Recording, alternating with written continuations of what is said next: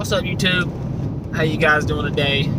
So today's topic of the video, we're going to talk about the difference between Korean built amplifiers and full bridge Brazilian Chinese amplifiers. So my experience, I normally just run full bridge. So I got them tear-ups in the back. That is what I run on my Jeep. So I have a lot more experience with the full bridge amplifiers. So we can talk about those first. So the pros and cons to those is, one, they're a lot more cost efficient. You can get those full bridge Brazilian amplifiers a couple $100 cheaper than you can a Korean built. So that's one of the biggest things about those full bridge amplifiers that I like, is cost efficiency. Whereas a Korean built, let's say a Korean built 8,000 watt amplifier might be $1,600. You could probably find an 8K full bridge for around $1,000. That's one of the biggest differences. So that being said, if you have like one of them smaller amplifiers, they're more easily to be replaced if you do mess them up. You can basically buy two of those for the price of one Korean built amplifier. Another thing that I like is most of them full bridges are a lot smaller. So they're a lot smaller footprint than the Korean built amplifiers. So like you get one of those 8Ks, for example, they might be 30 plus inches. You talk about 2-3 feet long. Whereas one of the Brazilian amplifiers might be less than 2 feet. So you're saving up a lot of room when you do have them full bridge amplifiers. That's two of the biggest things that I really like about them. Of course, there's a lot of cons to them. One of the biggest cons is, since it is a little bit cheaper, it's not going to be as efficient and as good as the Korean built amplifiers. So like the parts are a little bit cheaper. So it's more prone to failure. Not all the time, but it's definitely more prone to failure. And it is not going to be as, you can't put a lower ohms load on it. So if you want to drop something to half ohm, because that's what your subs like, that's what we're going to be wired to, you don't want to do that on a lot of full bridge amplifiers. It's just more prone to blowing the stuff up. Now, if you have great electrical and things like that, you might get away with it, but it's definitely more scary than Korean built. So now that we kind of talked about some full bridge, so let's talk about the Korean built. Of course, you got a general idea. Most Korean built amplifiers, which like a lot of the times they're the bigger built amplifiers, you can almost kind of tell they weigh a little bit more. A lot of the sundown amplifiers, like the SCV series, the JP amplifiers, those are Korean built amplifiers. And basically they're just more durable. So a lot of the times you can run them at a lower ohms load. You can run them at half ohm, sometimes even 0.33. You can get away with it.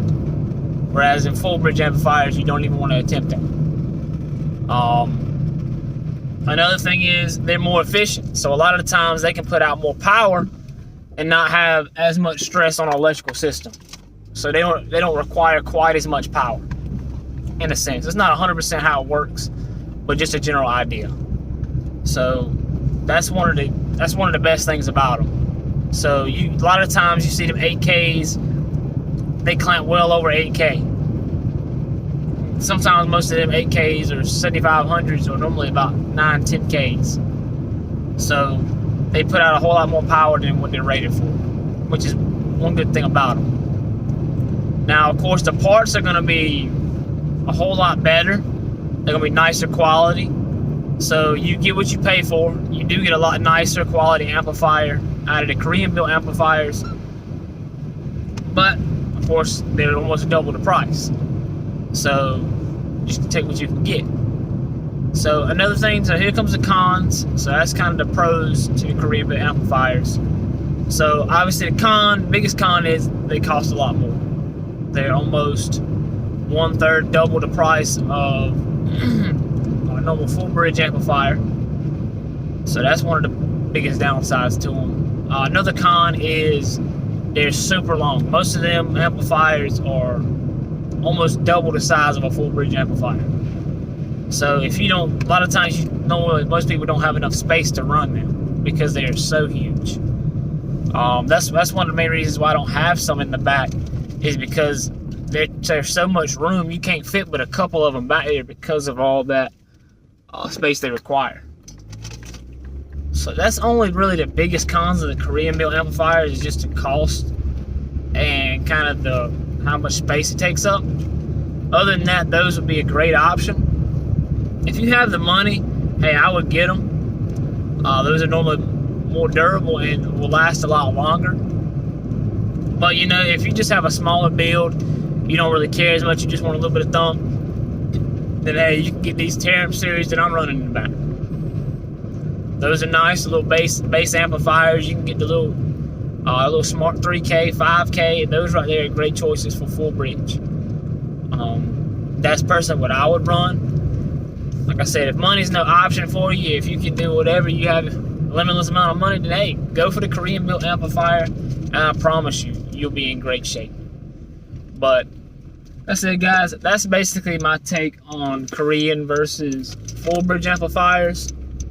So you just need to decide for yourself what you want to run. Do you want to run full bridge? Do you want to run Korean? Everything. It's totally up to you. Each one has their good and downsides to them. So it just depends on your budget and what you want to do and what your build is. So like I said, guys, just let me know in the comment section if I missed anything, and there's any other things you want to touch on. Any other topics or questions you guys want to learn about. I can tell you the best of my knowledge. I don't know everything by any means, but I can definitely help you out. Like I said, just drop some comments, drop some questions, anything like that you want me to answer or make a video on. Just let me know. Other than that, guys, I appreciate you guys for watching. Peace out.